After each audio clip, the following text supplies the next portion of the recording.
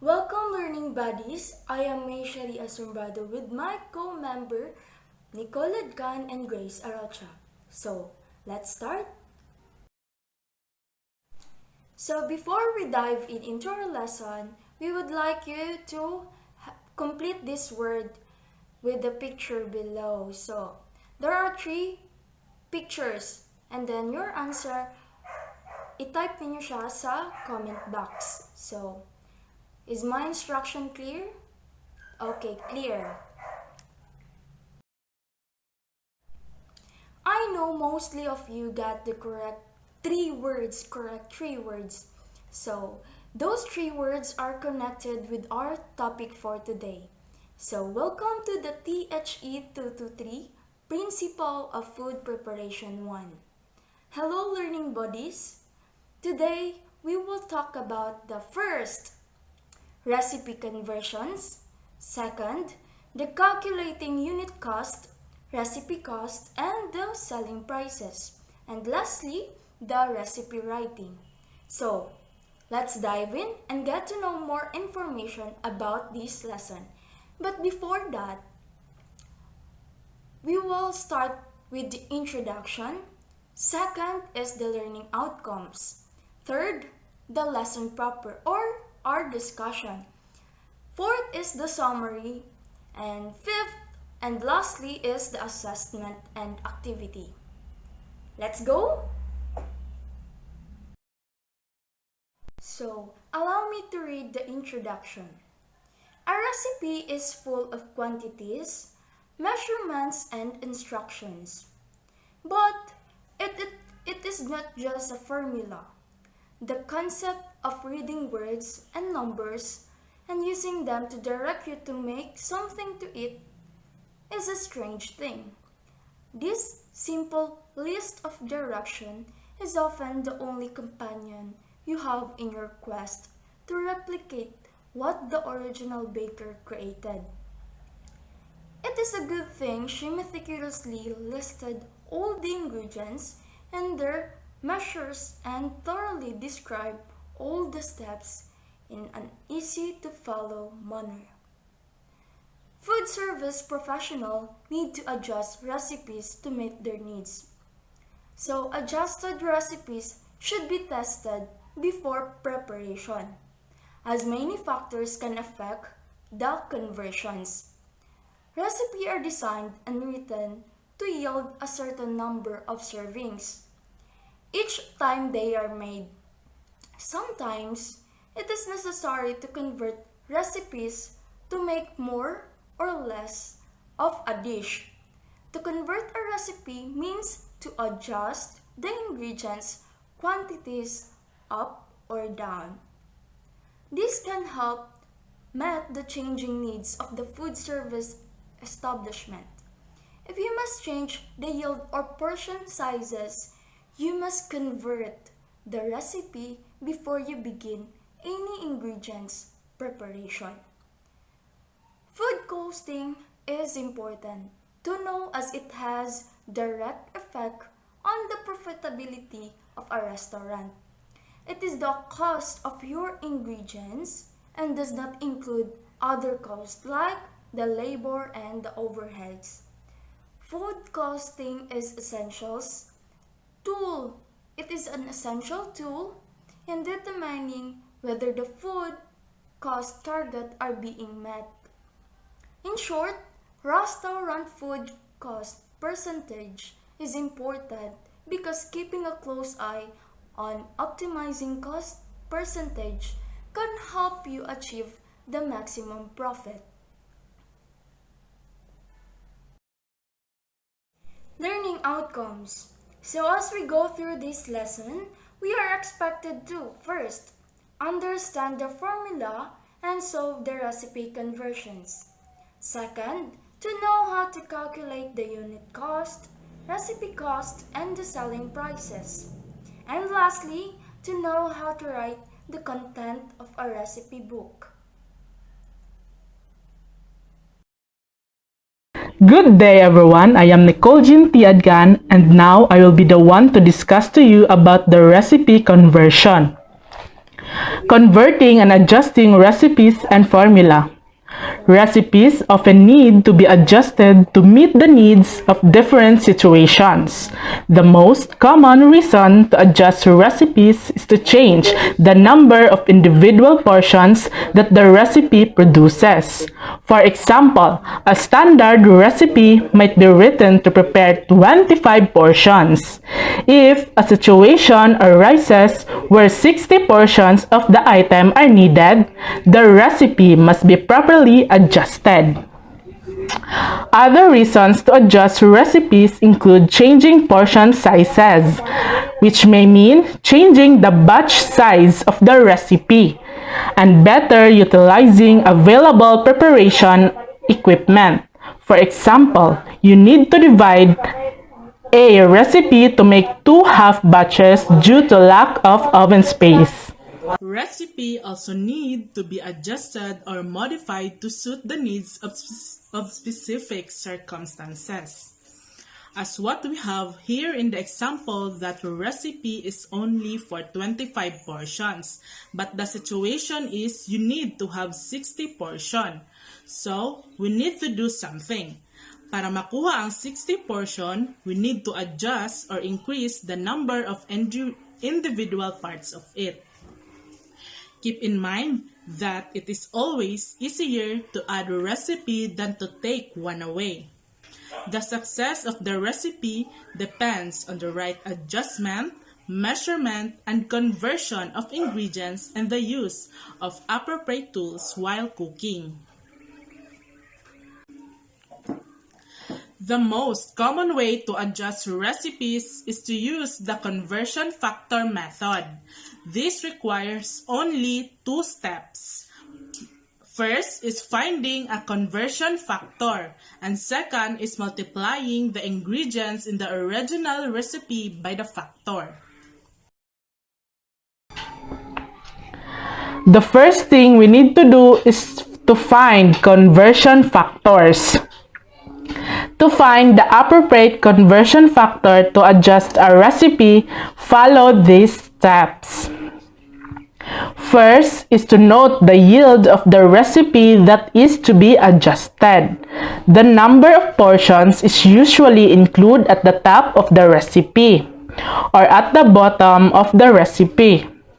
This is the information that you have. Second is to decide what yield is required. This is the information you need. And third is to obtain the conversion factor by dividing the required yield by the old yield. That is, conversion factor is equals to required yield divided by recipe yield, or conversion factor is equals to what you need divided by what you have. So we have an example here. To find the conversion factor needed to adjust a recipe that produces 25 portions to produce 60 portions, these are steps that we would take. First is we need to take down the recipe yield and the required yield. So, here in the example, the recipe yield that we have is the 25 portions, and the required yield is the 60 portions. So, conversion factor is equals to required yield divided by recipe yield. So, conversion factors is equals to 60 portions divided by 25 portion. So, the conversion factor is equals to 2.4.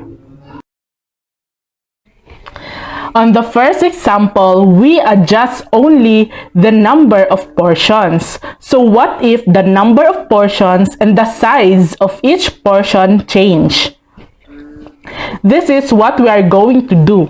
If the number of portions and the size of each portion change, you will have to find a conversion factor using a similar approach. First is to determine the total yield of the recipe by multiplying the number of portion and the size of each portion. So you need to multiply the number of portion and the size of each portion.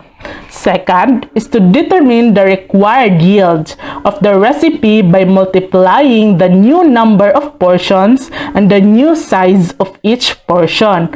So you need also to multiply the new number of portions and the new size of each portion. And the third is to find the conversion factor by dividing the required yield by the recipe yield.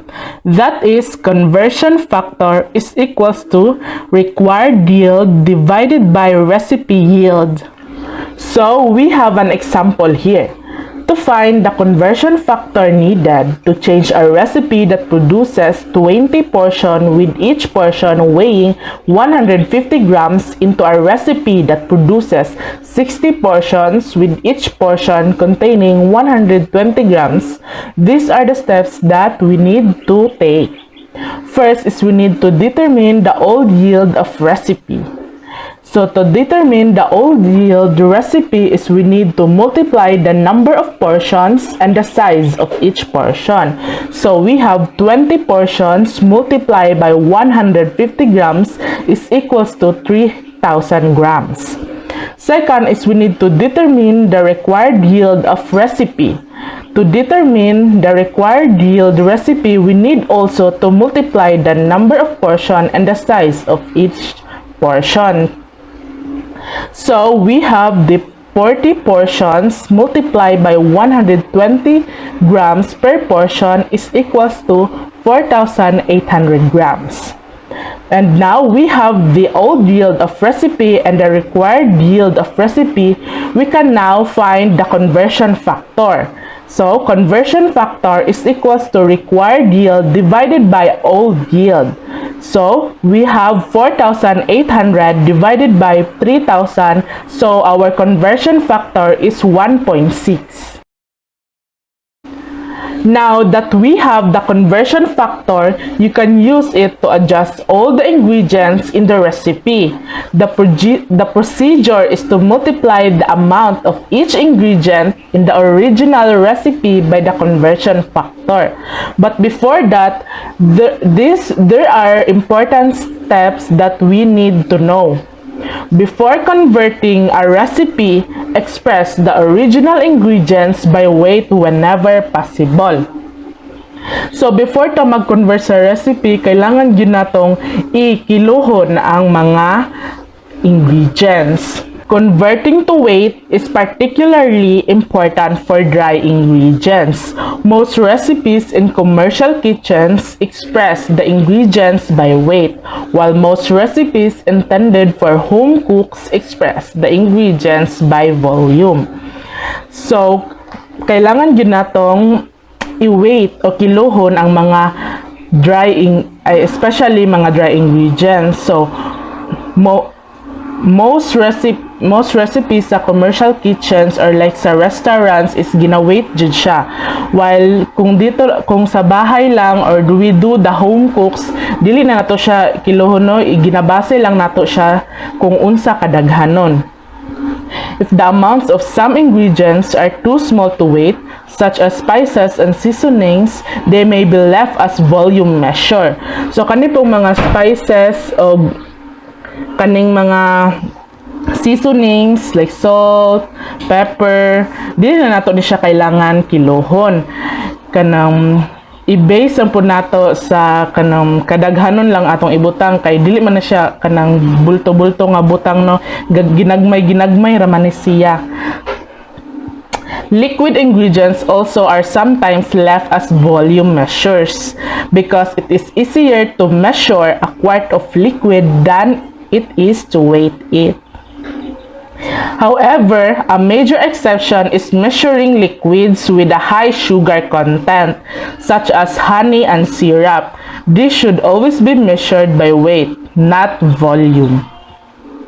You will obtain better accuracy when measuring by weight, and also it is easier to precisely measure weight than volume because much of cooking is about controlling chemical reaction based on the ratio of ingredients. Changes in the ratio will alter your results, especially in baking. A resource to use in converting volume to weight is the Book of Yields. Once you have all the ingredients in weight, you can then multiply by the conversion factor to adjust the recipe. When using US or imperial recipes, often you must change the quantities of the original recipe into smaller units. For example, pounds may need to be expressed as ounces, and cups, pins, quarts, gallons must be converted into fluid ones. So we have another example here. To adjust a standard formulation designed to produce 75 biscuits to have new yield of 300 biscuits. So we have here the table 1, the table of ingredients for conversion recipe in US system. So we have the ingredients and the amount. The flour having a amount of 3 1/4 pound, baking powder 4 ounce, salt 1 ounce, shortening 1 pound, and milk is 6 cups. As what I have discussed earlier, to adjust the recipe, we need to use the conversion factor method. And there are steps that we need to follow. First is we need to find the conversion factor, and second is to multiply the ingredients by the conversion factor. So first is to find the conversion factor. So conversion factor is equals to new yield divided by old yield. So we have the new yield 300 biscuits is divided by the old yield 75 biscuits. So our conversion factor is 4. And second step to do is to multiply the ingredients by the conversion factor. So we have here the table 2, the table of ingredients for recipe adjusted in US system. In the table 1, we have the ingredients and the original amount of the ingredients. And now that we find the conversion factor, we need to multiply it to the original amount of the ingredients so that we get the new ingredient amount. So we have the flour. The original amount of the flour is 3 1/4 pound. So 3.25 multiplied by 4 is equals to 13 pounds. And the baking powder is 4 ounces and multiplied by 4 and the new ingredients is 16 ounces for the baking powder, and for the salt is 1 ounce and multiplied by 4, and the new ingredients for salt is 4 ounces. For shortening is 1 pound multiplied by 4, and the new ingredients for shortening is 4 pounds. And for milk is we have 6 cups, and multiplied by 4 is equals to 24 cups or 6 quart or 1 1/2 gallon of milk. That's the end of my part. Thank you for listening.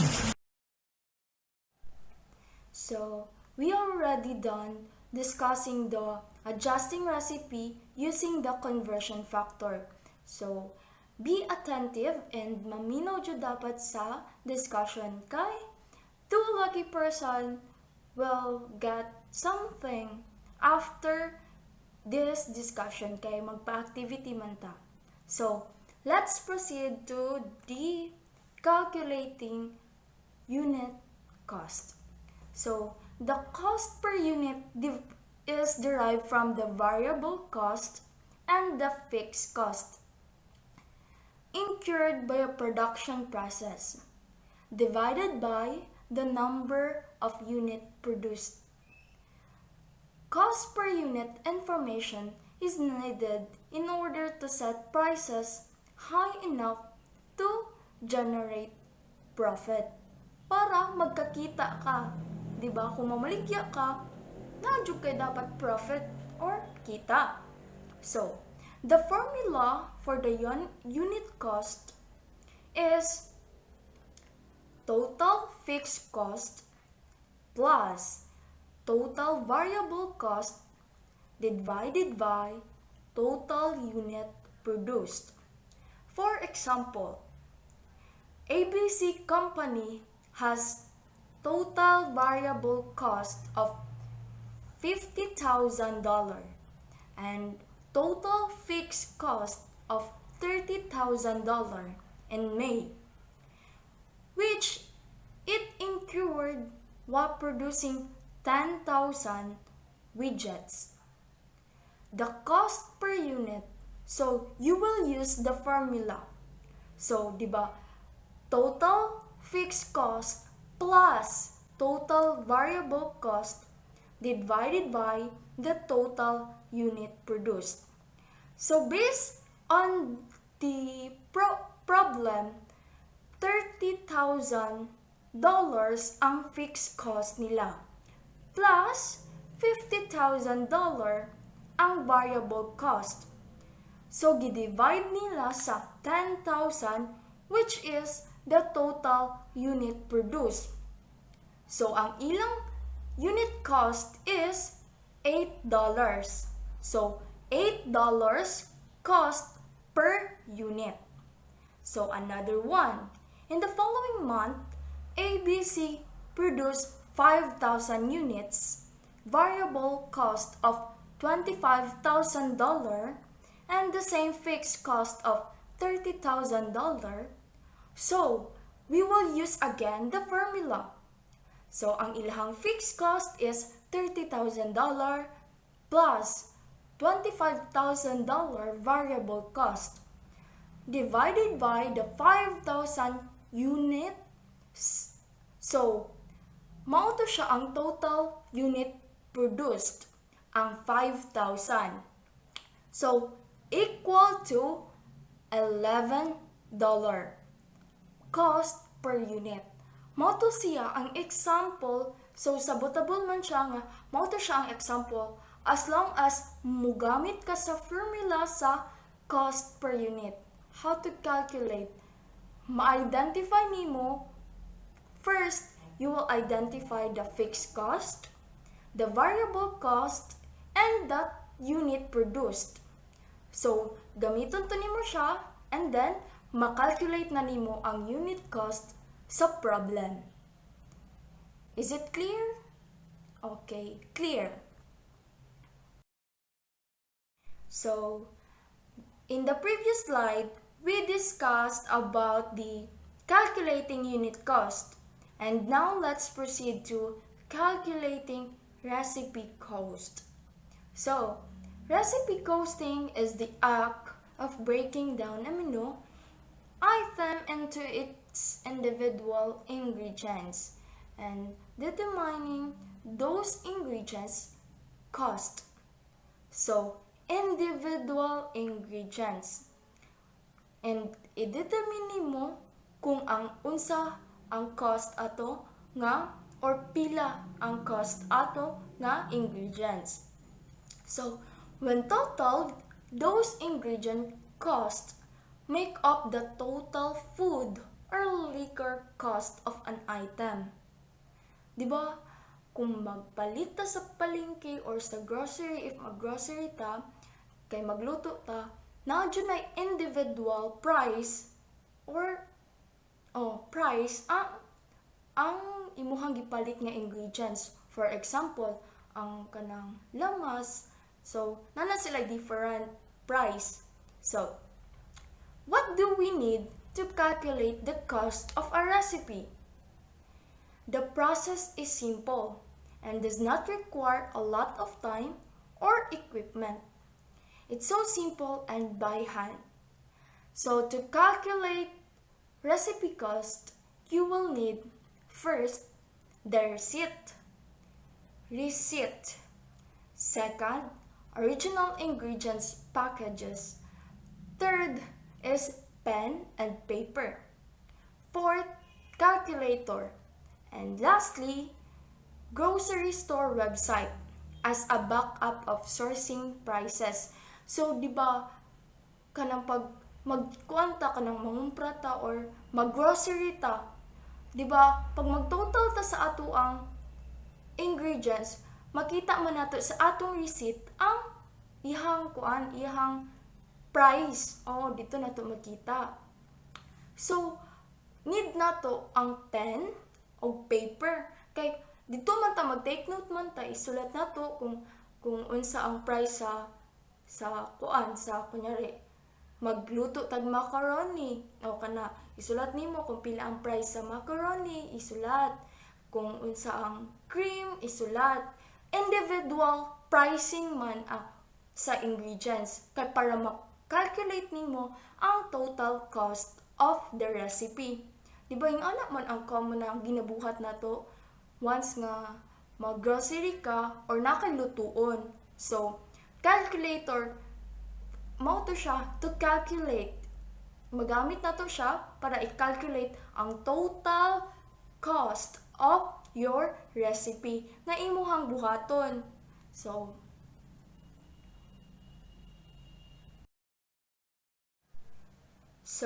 as what I've said before or in the previous slide, di ba, katong nga mga gamit, like example, the calculator, mo to siyang atong kinahanglan.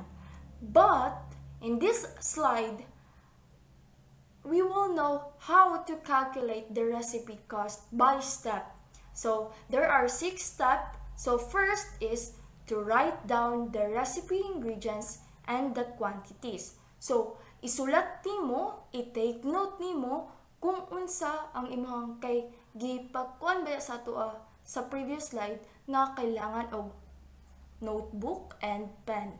So isulat nimo ang ingredients kung 1 kilo ba nga manok or 1 kilo ba nga beef, isulat nimo. So, second step, fill in prices for ingredients that were used whole. Pasabot ana kung 1 kilo, kunyari ang 1 kilo sa manok is 150. Mao na siya, ikuan nimo, i-take note nimo dito, isulat 1 kilo of chicken is 150. So, mao na siya ang second. Third, calculate the bulk produced item step. So, i-calculate nimo ang bulk nga pagkakuan kanang bulto nimo nga kanang prices sa items. So, fourth is use package labels to calculate partial ingredient cost. Diba, kanang moadto ka og mall. Diba sa mall kay sometimes nay naka-labeled nga kanang kanang price niya. So, mo na siya ang costing sa costing sa imuhang ingredients individual. So, makita nimo dito ang partial ingredient cost sa katong, di ba, nakabutang na siya individually sa ingredients. So, fifth, estimate cost for herbs and spices. So, ang spices o herbs, kay kanang once nga magamit ka for example, kanang pepper, di ba, dili man dyan na siya exactly nga tanan imong magamit. So, it means pag mag-price ka i-estimate nimo, mag-estimate ka kani kay kuan man siya. Kunyari isa ka bottle nga dili siya bottle kanang butanganan sa pepper, di ba? Naman na makita ninyo sa mall. So, i-estimate nimo ang cost ato niya. So, katong tanan, di ba, na list down na nimo, na estimate na nimo kung pila ang price ani. Bisan pag dili to tanan imong magamit, mo to imong ilista, isulat to nimo tanan individually para dili mo malibog. So, and lastly, step number 6 is add it all together. Katong individual pricing kay add to nimo tanan. Kay ang pasabot man sa ato kay ingredients man to, so ang recipe costing kay tanan ingredients nga magamit sa recipe nga imuhang buhaton. So, nasabtan ba? Good. So we've done already with calculating the unit cost and the recipe cost. So let's proceed to the selling price. So what is a selling price? Unsa man ang selling price? The selling price is the amount a buyer pays for a product or a service. The price can vary depending on how much buyers are willing to pay, how much the seller is willing to accept, and how competitive the price is in comparison to the other business in the market. For example, di ba, ikaw, mamili man jud ka atong, hala, barato lagi diri og 1 peso. Hala, barato lagi diri og 1. Kana siya is kanang kita consumer, we have the right to choose kung unsa ang atong gusto, and nana siya different selling prices. So, selling prices, it can also be known as market price, list price, or standard price. And the following factor help the organization determine the selling price of its product. Kabantay mo nga na ay SRP, kanang suggested retail price, or kanang makita ninyo nga kanang nakabutang na siya SRP, kanang common price na makita kanyari sa palengke na adyo na siya nga naglinya sila dira kapiraha jud sila price ana nga product. So first is the price of a buyer is willing to pay.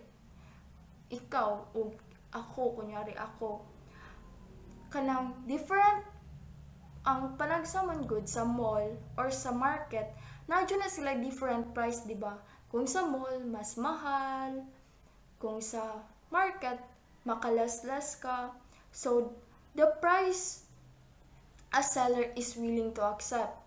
Unsay pasabot ana ang price kanang ikaw nga na maligya panagsamang good kay kanang ang imuhang customer kay mutawad jud, di ba na siya mutawad kanang panagsa ang selling price nimo kay magdepende sa imuha kung unsa imuhang, kung willing ba ka nga mutawad to ang customer or ang buyer sa imuha, di ba panagsa pwede mahangyo ni og kuan ingana. So the price a seller is willing to accept, o ikaw nga seller nga willing nimo i-accept ang price. And lastly, the price that is competitive in the market. So ang price nga competitive sa market, which means kanang sa market nga makita nimo na ay different prices, kani diri barato, dito na ay kuan lamang siya gamay og 1 peso, ana ang selling prices. So next question, how to calculate the average selling price? The average selling price is the amount of money a product in specific category is sold for across different markets and channels. Different markets and channels, which means pwede ang kanang mga nagmaligya sa palengke, nagmaligya sa grocery store like sa mall, or asa man na convenience store, di ba? Nana sila different selling price. So, to calculate the average selling price of a product, divide the total revenue earned from the product or service and divide it by the number of product or service sold. So, the average selling formula is average selling price equal to total revenue earned by a product divided by the number of products sold. So, mo siya ang formula to calculate the selling price. So, nasabtan ba? Is my discussion clear? Good.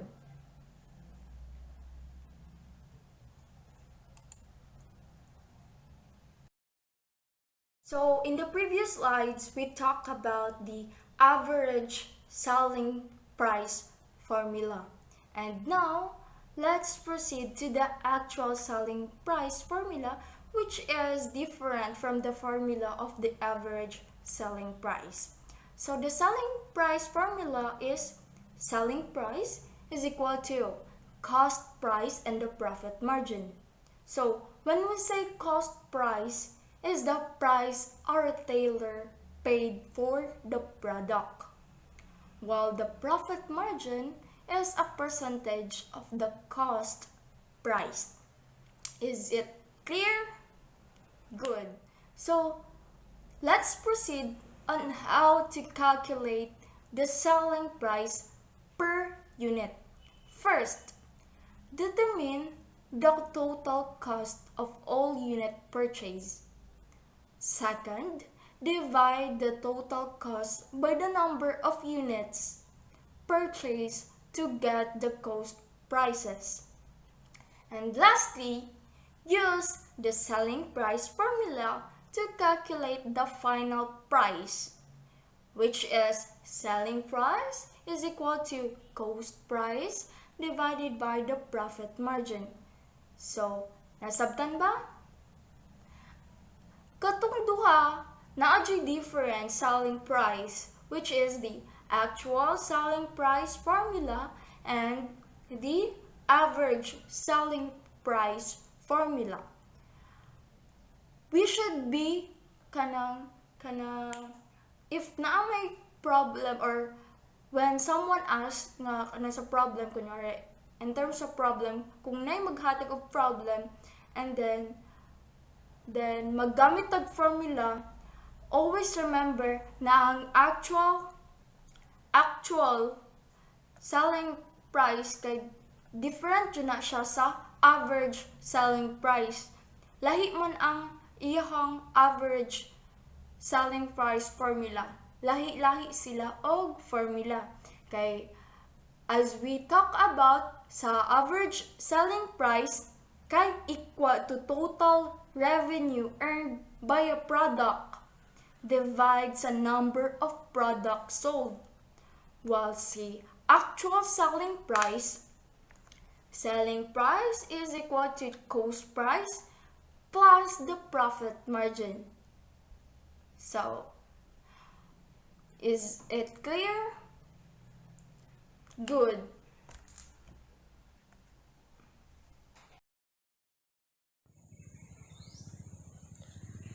Next, writing your own recipes can be a tool for providing your own unique perspective on cooking, meal planning, and healthy eating. However, recipe writing is an art, though one that you can easily learn with a bit of education. A standardized recipe specifically describes the exact measurable amount of ingredients and the method of preparation needed to consistently produce a high-quality product. The exact procedures, the type of equipment, and the quantity and quality of ingredients are listed. Here are steps for recipes worthy of a best-selling cookbook author. Number 1, know your audience. Knowing your audience is very important.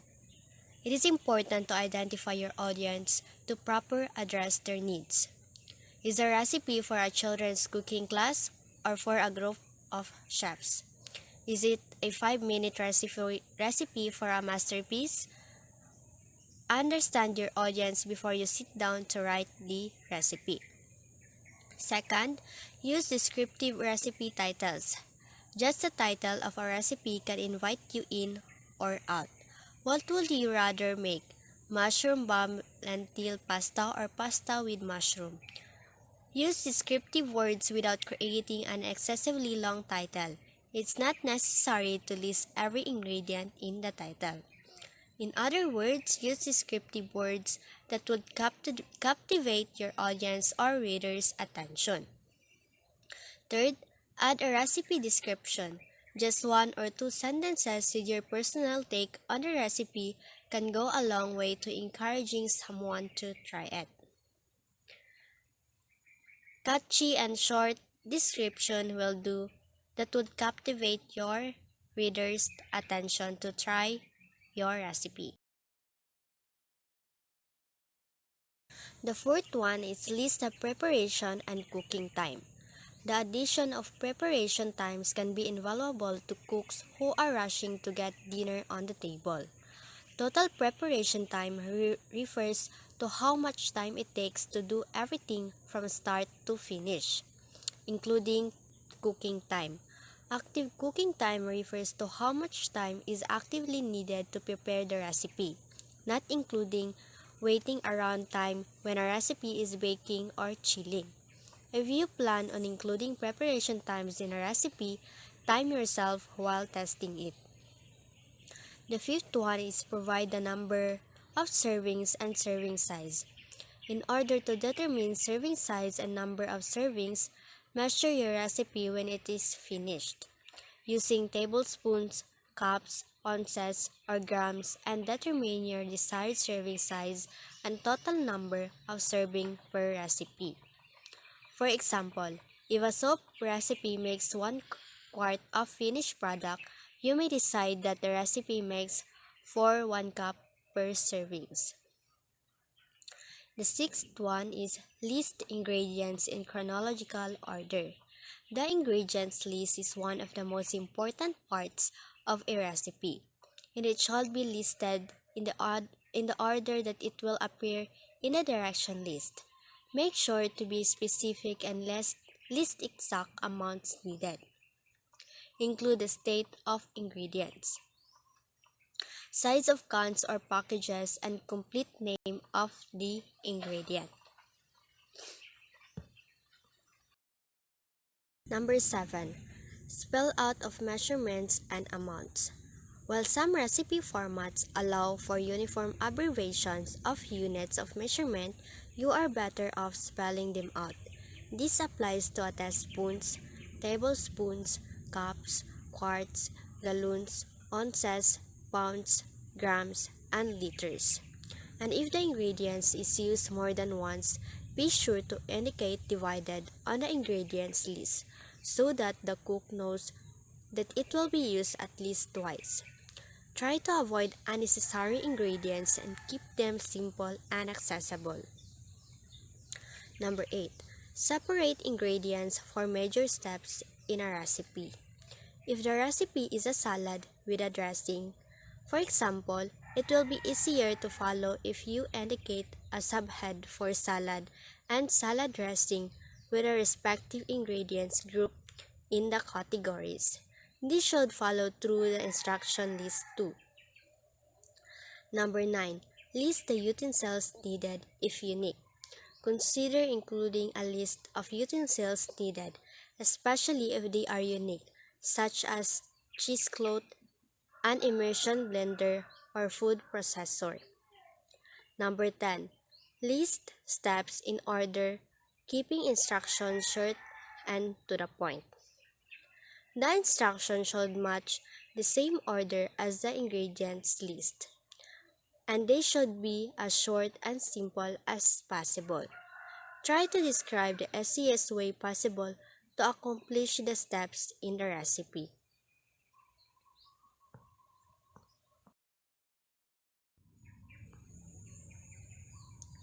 Number 11. Indicate size of bowls and cookware. Don't assume the cook will know what size is a baking dish or casserole dish. List common sizes such as 9 by 13 inch or 9 by 9 inch. Number 12. Give specific about doneness. Avoid using terms like cook until done. How does one know when it is done? Provide a cooking length and indicator for doneness, such as tender when pierced with a fork. 13. Test your recipe. A recipe must be thoroughly tested before it is written. 14. Include storage suggestions. Include directions on how to store leftovers such as temperatures and containers. Number 15. Offer extras. For extra credit, offer additional information such as gluten-free and vegetarian methods or substitution ideas for ingredients. Number 16. Include nutritional information. It's always a good idea to include nutritional analysis using the USDA database. Based on the serving size of your recipe, many nutrition software programs can perform this function. 17. Add a quality photo. In the social media era, people really do it with their eyes. It is essential to provide a good quality photo, which can be accomplished with your smartphone with practice.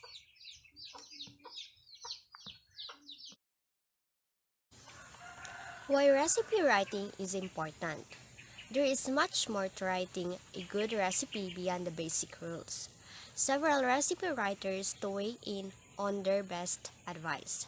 So the first one is keep a journal. It is important to keep a journal in the kitchen to keep track of accidental creations. We can't avoid accidents. So dapat if ever na mahitabo ni siya, sa sunod makabalo na ta og unsay dapat buhaton. And through keeping a journal, we can see what works better on our recipe.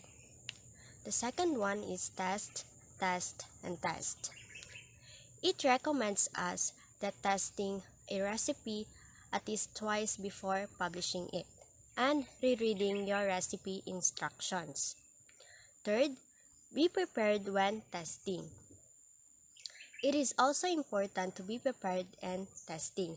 Others will buy double or triple ingredients so that they have everything on hand to retest a few times. The fourth one is enlist taste testers. It is important in making a recipe to look on the other's perspective. Kay what if ganahan taog spicy food or hot food niya ang uban dili di ay gusto ana. So much better na mabalance nimo kay lahi-lahi manggod og taste ang tao. And the fifth one is keep it simple. Try to explain what to do in the direction as explicitly as possible and write it like you're talking to a friend. Or in other words, write it more simple and direct to the point na mas dali siya masabtan sa nagbasa. So next is why recipe writing is important. Writing your own recipes can be a tool for providing your own unique perspective on cooking, meal planning, and healthy eating. Recipes are guides for cooking. It is important to read a whole recipe before you begin cooking. This helps you to know how the dish is made.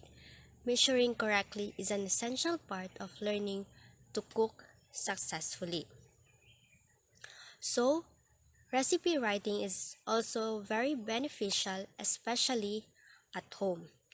If ever magod na kita mismo ang maghimo sa ato ang recipe, mas makabalance ta kung unsa dapat ato ang buhaton. Diba if magluto ta, natay mga factors nga ato ang gina-considered. And the first factor is ang taste. So, diba pag magluto ta, we ensure na nalami jud ang atong ginaluto. The second one is the cost. O gusto nato na magluto ta, suwak lang sa to ang budget aron makatipid ta. If ever nga kita magod ang maghimo mismo sa to ang recipe, makabalance ta kung unsa ang recipe or ang mga ingredients na ato ang ibutang sa to ang recipe. And the third one is ma-ensure nato ang health sa ato ang pamilya. So, to sum it up, one of the most vital parts of cooking is knowing how to properly convert your recipe. Whether they are centuries old or a new concept you're trying, any recipe can be altered to make future recipe easy and incredibly accurate.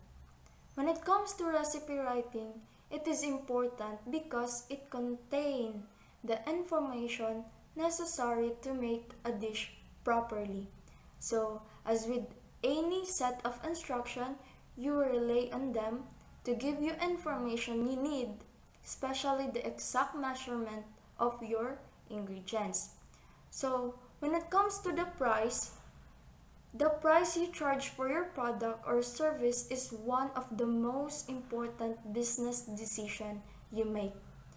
Setting a price that is too high or too low will at least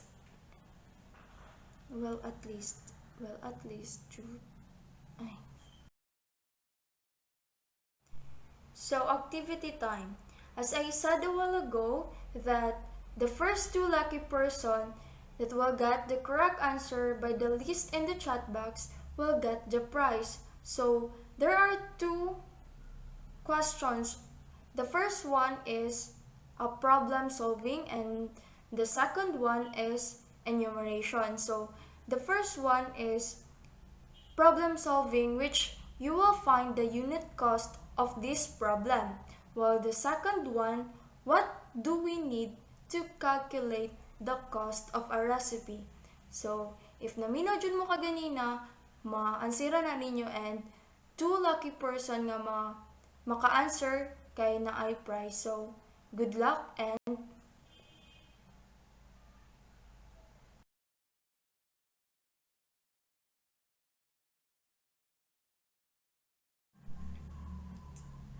once again, we are the Group 1 and I am Maeshery Asumbrado with my co-member Nicole Adcan and Grace Arocha.